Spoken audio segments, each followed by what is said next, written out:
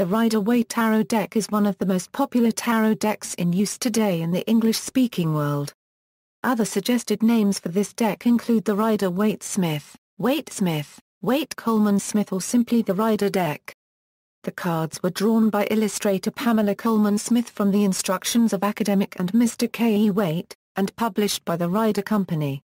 Overview: while the images are simple, the details and backgrounds hold a wealth of symbolism. Some imagery remains close to that found in earlier decks, but overall the Waite-Smith card designs represent a substantial departure from their predecessors.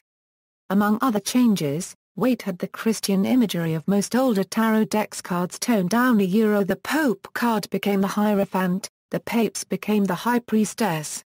The minor arcana are illustrated with detailed scenes and images by Smith, again a departure from many earlier decks with much simpler designs for the minor arcana, but aligning this deck with, for example, the Solar Busker Tarot.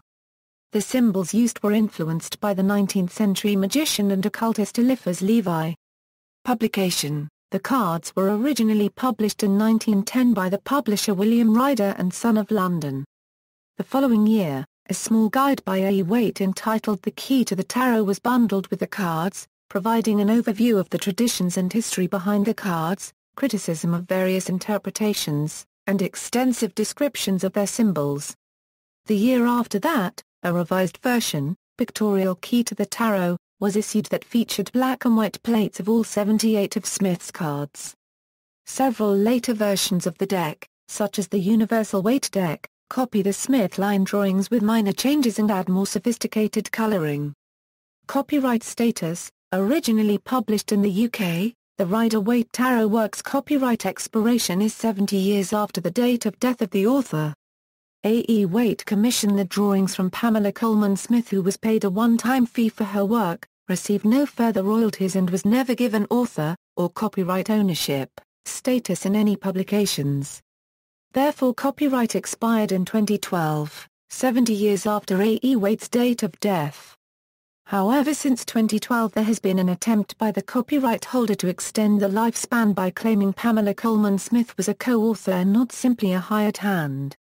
Influence: the Rider-Waite deck has been used in many television programs and motion pictures, notably in the James Bond motion picture Live and Let Die. The Rider-Waite deck has been used as an animated video backdrop in Madonna's Reinvention World Tour 2004 for the song Hollywood.